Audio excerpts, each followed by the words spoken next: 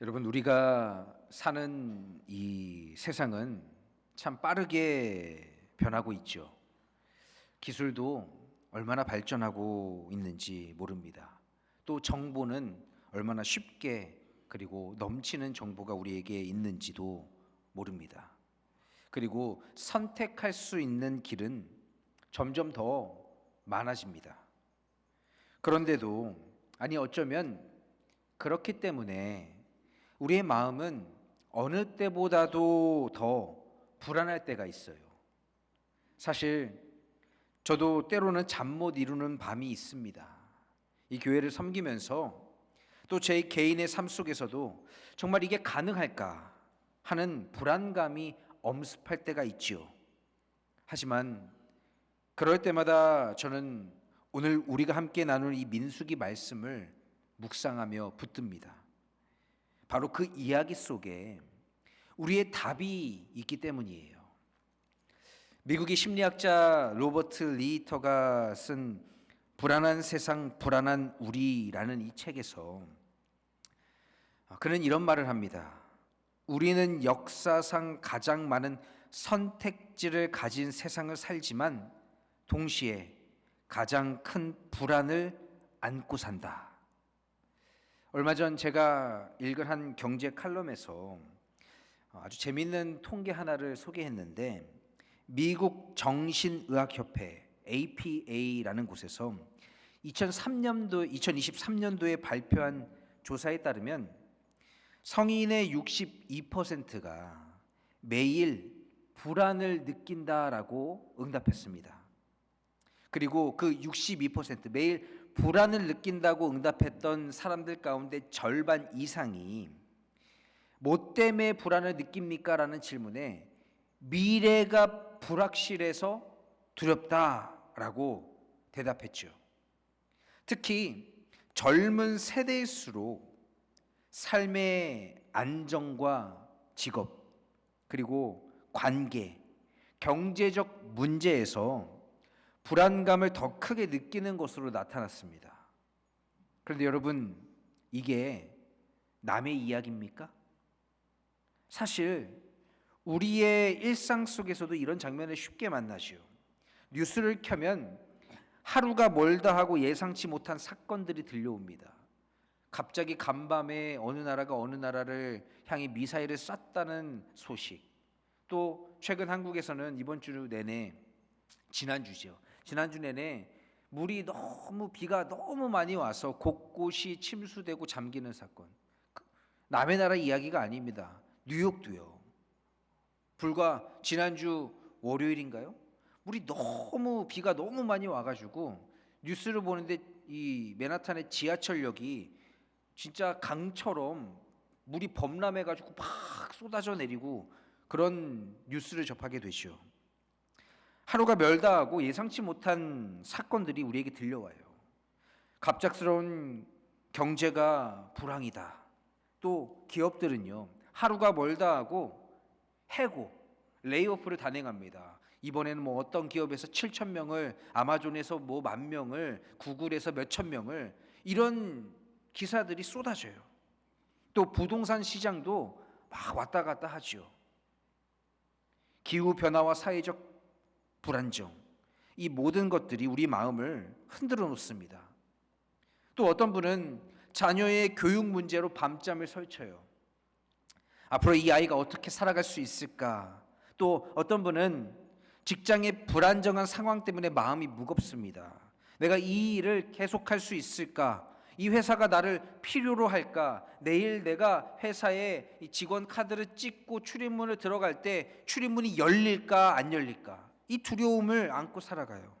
또 어떤 분은 건강 문제로, 인간 관계의 문제로 마음이 조여옵니다. 내가 이걸 다 감당할 수 있을까? 이 상황에서 나는 어떻게 해야 할까? 이처럼 현대 사회의 불안은 단순한 기분이 아니라 우리의 선택과 행동, 심지어 신앙까지 영향을 미치는 거대한 파도와 같습니다. 심리학자들이 말하듯이 불안은 미래를 준비하려는 마음에서 시작되지만 하나님을 신뢰하지 못하면 그 불안은 삶을 마비시키는 무거운 짐이 돼요. 오늘 본문 속 이스라엘 백성도 바로 그런 불안 앞에 서 있었습니다. 하나님이 약속하신 가나안 땅을 눈앞에 두고 있었지만 그들이 들여다본 현실은 너무나 커 보였고, 그 앞에서 어떤 이들은 불안에 사로잡혀서 무너졌고, 또 어떤 이들은 하나님의 약속을 붙들며 담대히 믿음을 고백했습니다.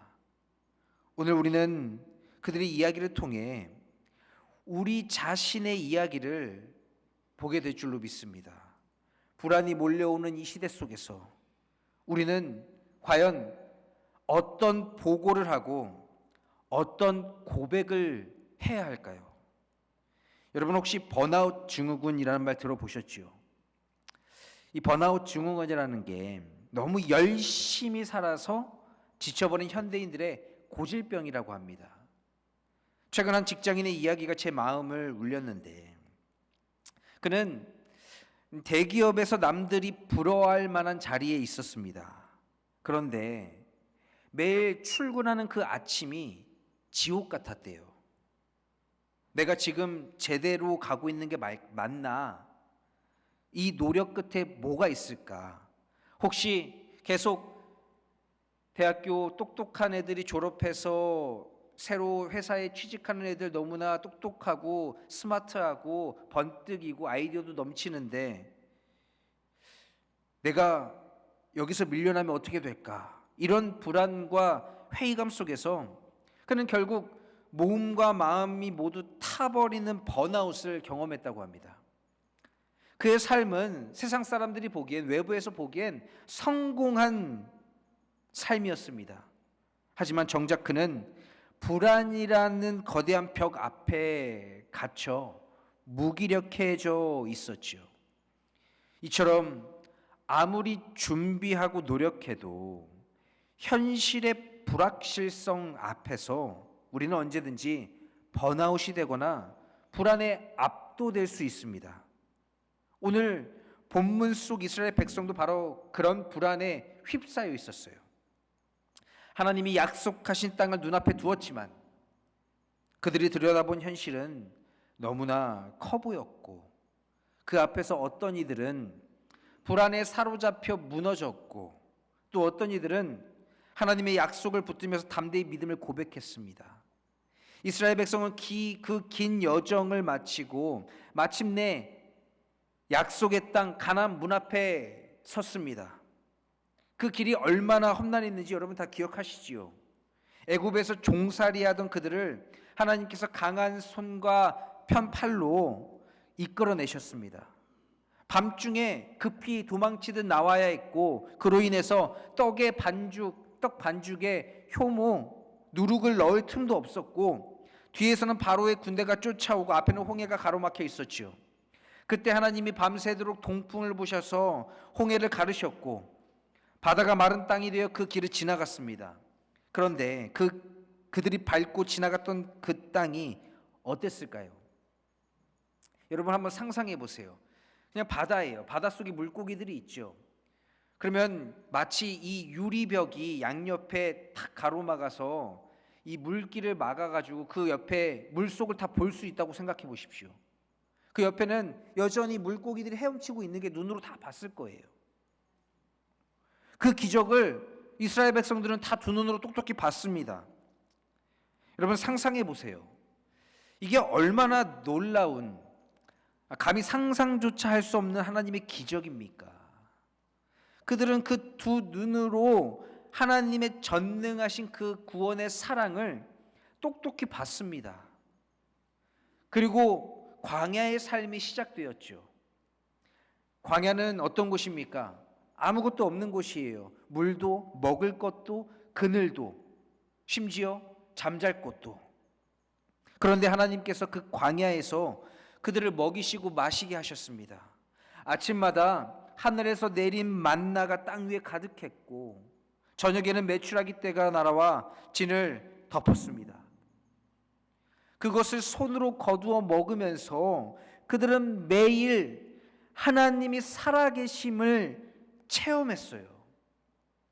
낮에는 불타는 태양을 피하도록 구름 기둥이 그들을 덮어주었고 밤에는 끝없는 어둠을 밝히기 위해 불기둥이 그들을 인도했습니다. 또 모세가 산에 올라가서 하나님의 율법을 받아올 때 그들은 진동하는 산과 번개 또 나팔 소리를 직접 들었습니다. 하나님의 임재와 능력을 그들은 40년 광야 생활 동안 충분히 체험하고 알고 있었습니다. 그런데 이제 그들이 도착한 곳은 하나님이 약속하신 땅, 가나안 땅의 입구입니다. 광야의 긴 여정 끝에 서서 그들은 벅찬 기대를 품었을지도 몰라요. 이제 하나님이 그토록 말씀하신 그 약속의 땅을 우리가 차지하는구나. 이곳에서 이제 새로운 삶이 시작되는구나. 그런데 막상 눈앞에 보이는 현실은 그 기대를 집어삼켰습니다. 저 멀리 보이는 도시의 성벽은 너무나 높아 보였어요.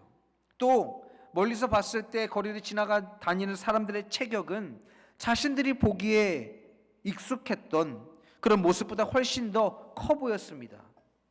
마음속에 스멀스멀 이런 생각들이 올라오게 되죠. 과연 우리가 저 땅을 차지할 수 있을까? 이게 정말 가능할까? 성벽은 저렇게 높고 사람들은 우리보다 훨씬 큰데. 하나님께서 모세에게 주신 약속은 분명했습니다. 모호하지 않았어요. 그 약속이 뭐냐? 내가 너희 조상들에게 맹세한 땅을 너희에게 주리라. 줄 수 있다라는 말이 아니에요. 줄 수도 있고 안 줄 수도 있는데 한번 해봐가 아닙니다. 하나님은 분명하게 말씀하셨어요. 너희에게 주리라. 하지만 눈앞의 현실이 너무나 거대해 보이니까 그 약속의 말씀이 점점 흐려지기 시작합니다. 그래서 모세는 12지파에서 한 사람씩 뽑아서 정탐을 보내 정탐꾼 그룹을 만들어요. 그리고 정탐을 보내죠. 각기 다른 배경, 다른 경험, 다른 성품을 가진 사람들이었습니다. 어떤 이는 전투 경험이 있는 용사였고 어떤 이는 농사만 졌던 사람이었고 어떤 이는 그냥 평범한 가장이었어요.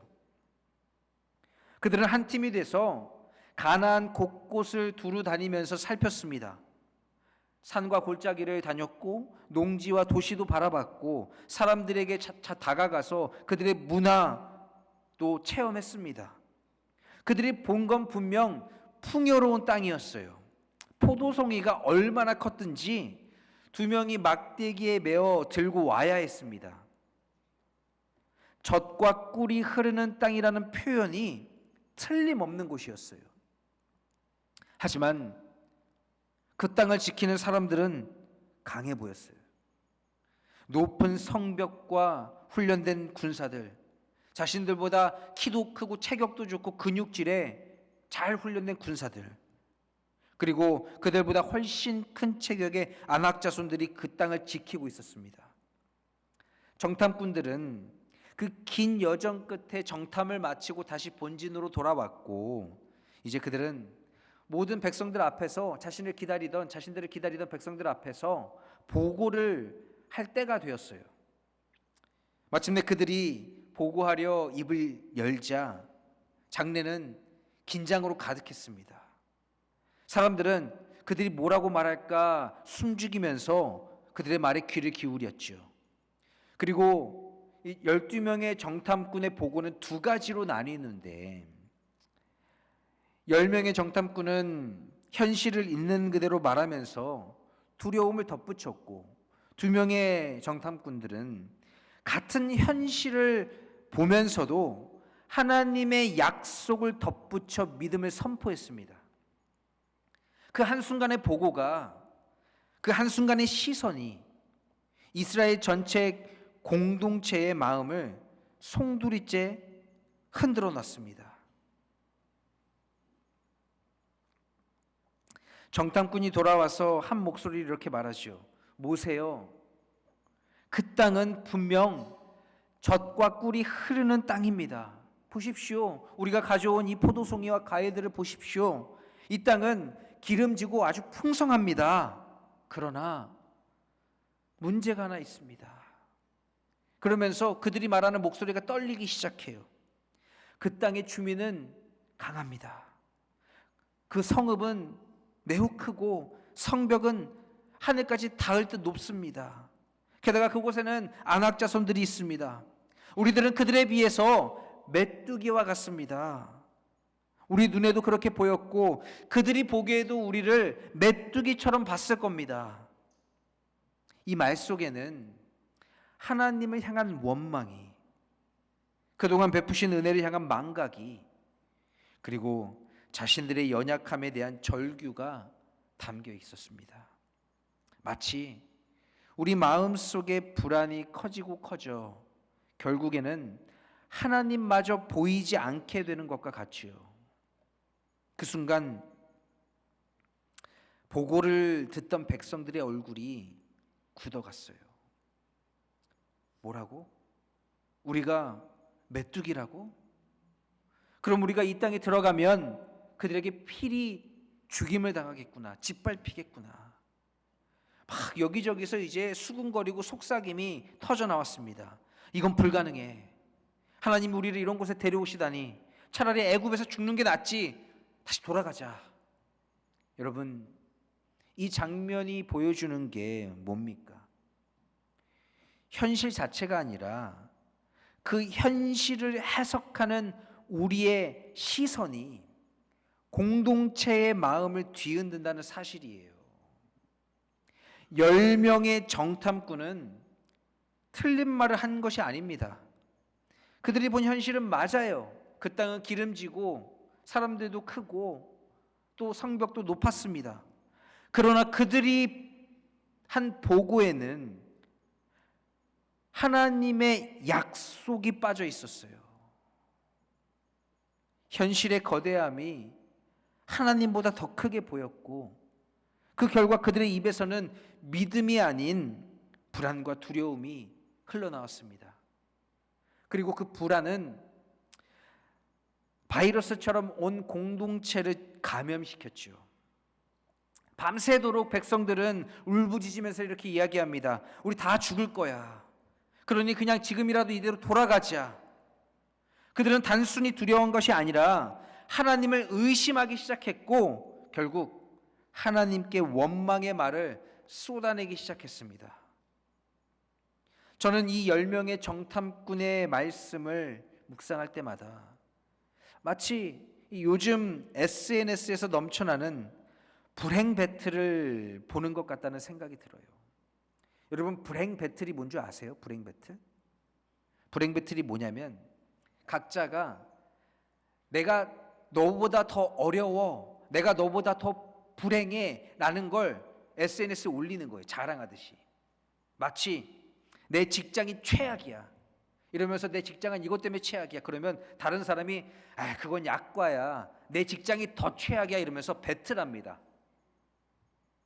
내 상황이 제일 절망적이야, 내 자녀가 가장 힘들어, 가장 말썽이야 이러면서 막 불행을 배틀해요. 누가 더 불행한지. 여러분, 물론 개인의 고통을 나누는 것 중요하지요. 그러나 이것이 공동체적으로 불안과 절망을 증폭시키는 결과를 낳을 때가 많습니다. 한때 이 한국의 젊은 이들에게 계속 회자됐던 단어가 있어요. 그게 뭔지 아십니까? 헬조선. 지옥 같다는 거예요. 지옥 같다는 거. 여러분, 마치 10명의 정탐꾼이 본 것은 사실이었지만 그 사실에 불안이라는 필터를 더 씌워서 공동체 전체를 무기력하게 만든 것처럼 우리의 삶은, 우리의 입술은 어떤 고백을 하고 있습니까? 그들은 마치 자신들이 메뚜기같이 느꼈고 그들의 말은 순식간에 공동체 전체에 메뚜기 정신을 감염시켰어요. 우리 역시 같은 현실을 보면서도 어떤 관점으로 바라보느냐에 따라 공동체 안에 불안을 퍼뜨릴 수도 있고 믿음을 확산시킬 수도 있습니다. 내 입술은 어떤 입술입니까? 불안을 퍼뜨리는 입술입니까?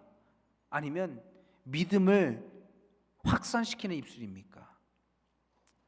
하지만 모든 보고가 그렇게 끝난 건 아니에요. 백성들 사이에서 두려움의 웅성거림이 커져갈 때 두 명의 정탐꾼들이 앞으로 나왔습니다. 여호수아와 갈렙이죠. 그들은 다른 10명의 정탐꾼과 같이 똑같은 땅을 보고 왔지만 그들의 눈에는 다른 것이 보였습니다. 갈렙이 조용히 백성들을 조용히 시키면서 이렇게 외쳐요. 여러분, 우리가 곧 올라가서 그 땅을 차지합시다. 우리는 반드시 이길 수 있습니다. 이건 단순한 용기가 아니라 하나님의 신실하신 약속에 대한 흔들림 없는 믿음에서 나오는 선포였습니다. 그들은 환경이 아니라 환경을 다스리시는 하나님을 바라본 거예요. 그들은 현실을 하나님의 약속 위에서 해석했습니다. 그들에게 중요한 건 땅의 크기나 사람들의 체격이 아니라 그 땅을 주시겠다고 약속하신 하나님의 신실하심이었습니다.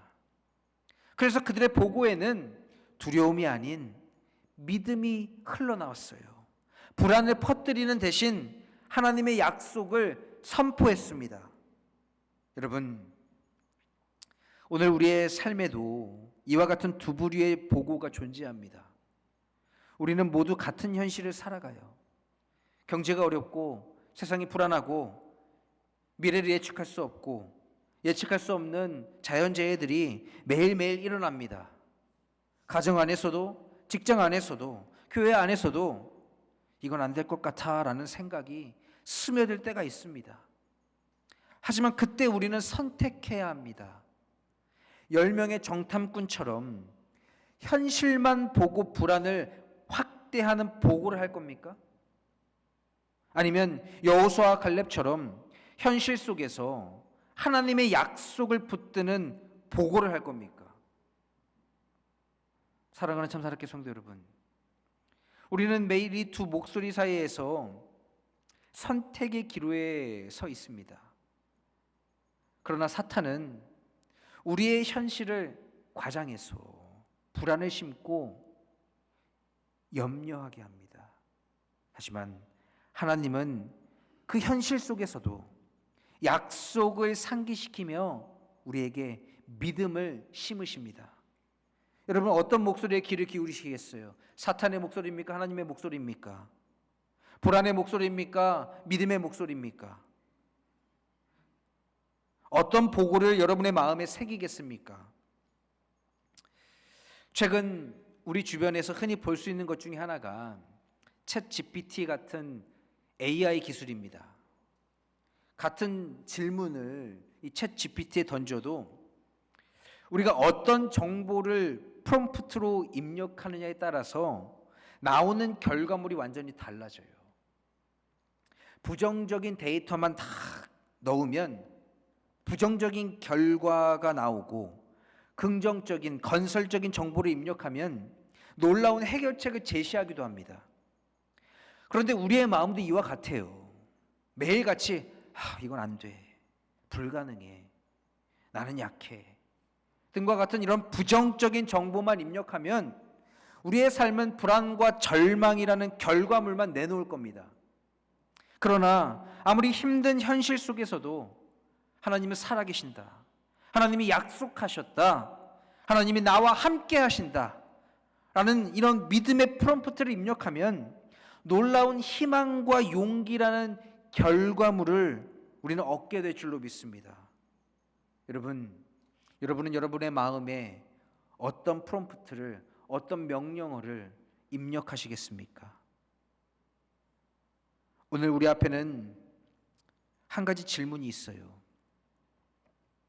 새로운 것을 시도할 것인가, 아니면 익숙함 속에 머물 것인가? 새로운 것을 시도하지 않으면 우리는 그저 현상 유지만 할 수 있습니다. 그러나 시간이 지나면요, 그 현상 유지조차 안 될 수도 있어요.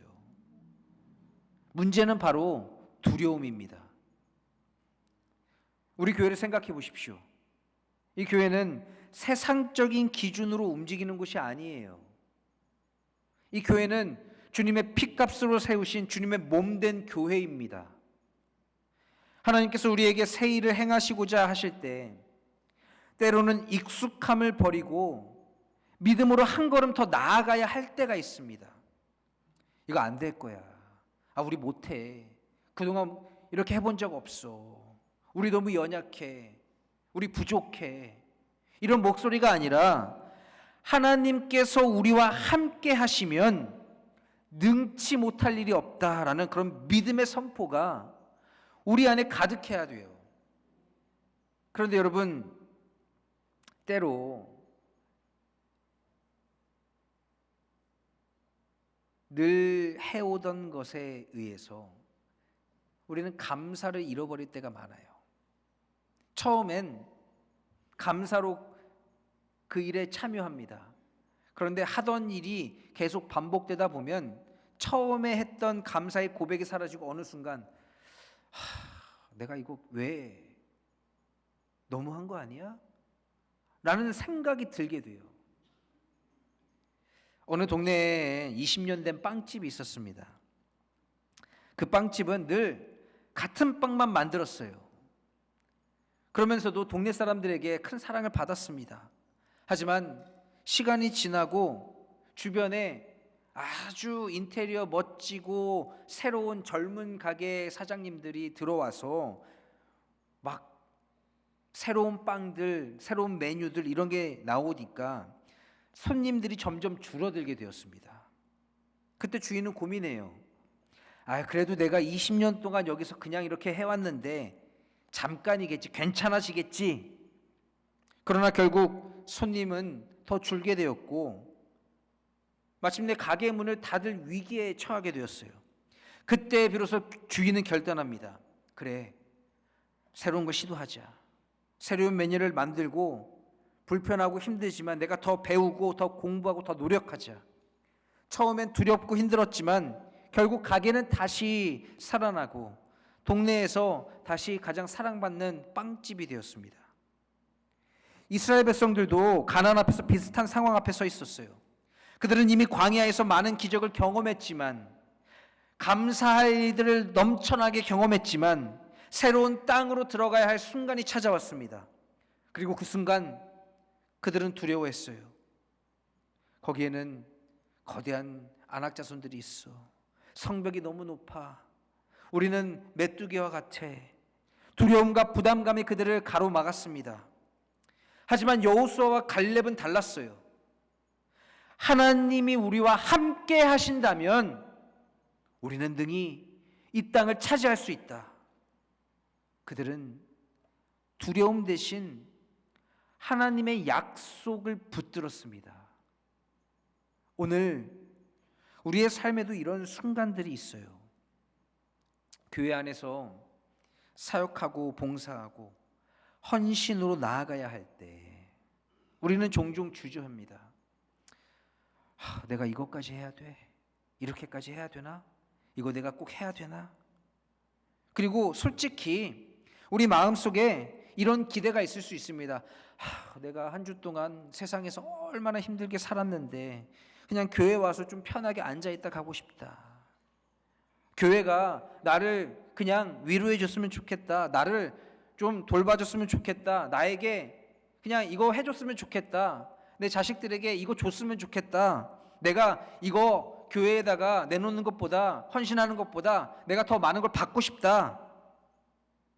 여러분, 그 마음 자체가 나쁘다고는 할 수는 없죠. 누구나 그런 기대를 품을 수 있습니다. 그러나 하나님께서는 우리를 단지 위로받는 자리에서 머물게 하지 않으세요. 하나님은 우리를 위로하시고 그 위로를 통해 다른 성도들을 위로하고 섬기는 자리로 부르십니다. 우리의 섬김은 단순히 교회의 일을 돕는 게 아닙니다. 교회에 일하는 거 아니에요. 하나님의 사랑을 내가 체험했고 체험한 그 사랑을 흘려보내는 거, 그게 가장 아름다운 예배 행위입니다. 여러분, 예배가 뭡니까? 예배 시간 1시간 동안 앉아서 입술 높여서 찬양하고 기도하고 말씀 듣고 이게 예배입니까? 아니요. 이거 예배 아니에요.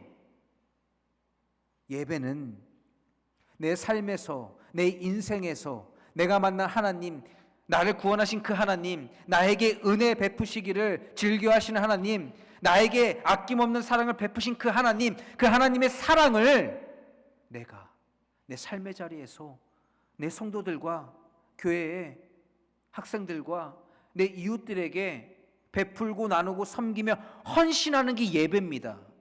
여러분, 착각하지 마세요. 여기에 내가 앉아있다고 해서 내가 하나님 예배하는 거 아닙니다. 이 자리에 앉아있다가 그냥 집에 돌아가는 거, 그거 예배 아니에요.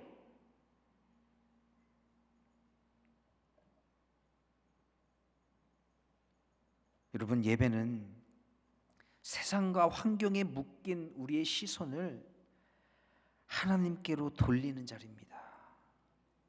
섬김과 봉사는요, 단순한 노동이 아니에요. 여러분, 왜 내가 교회에 나와서 바쁘고 집 나르고 일하는 게 싫게 느껴지는지 아세요? 세상에 나가서 일하면 돈 벌죠, 뭐 주죠. 그런데 그게 교회에서 일하면 싫게 느껴지는 게, 왜냐하면 내가 받는 게 아무것도 없다고 느껴지기 때문이에요. 그런데 여러분, 착각하지 마십시오. 하나님은 이 세상 그 어떤 것보다 돈으로도 살 수 없는 구원을 여러분에게 이미 주셨어요. 이미 우리는 구원을 받은 존재입니다. 그런데 왜 교회에 나와서 일하면서 손해본다고 생각하세요? 제가 그런 모습을 볼 때마다 가슴 아파요. 여러분, 섬김과 봉사는요, 노동의 자리가 아닙니다. 하나님의 사랑을 체험하고 흘려보내는 은혜의 길입니다. 우리가 예배하고 섬기며 헌신할 때 하나님은 우리의 믿음을 자라게 하시고 그 삶을 통해 하나님 나라의 역사를 이루어 가십니다. 여러분, 하나님의 교회는 언제나 믿음으로 세워졌어요. 이스라엘 백성이 가나안 땅을 차지한 것도 그들이 강해서가 아닙니다. 하나님께서 그들과 함께 하셨기 때문입니다.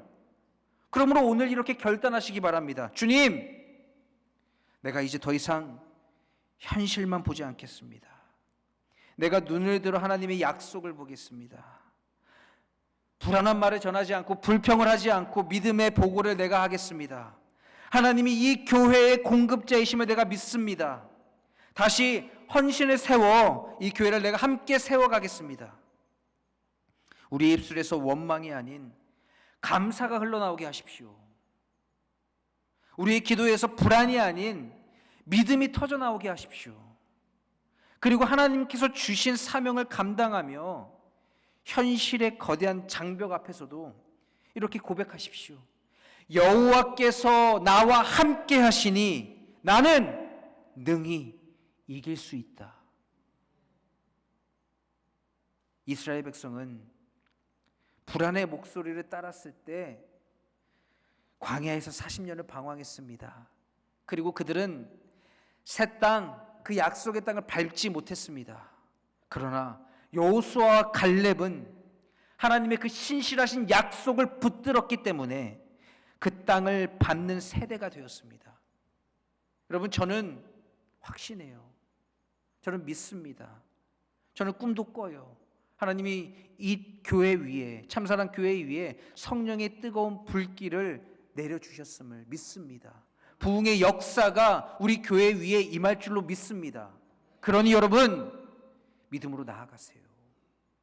현실의 어려움, 여러분, 하나님이 함께 하시는데 무엇이 우리를 가로막겠습니까? 그러니 믿음을 붙잡고 나아가시기 바랍니다. 오늘 이 시간 여러분 함께 고백하시기 바랍니다. 따라하십시오. 주님, 우리가 믿음으로 이 교회를 세워가겠습니다. 주님의 약속을 내가 붙들겠습니다.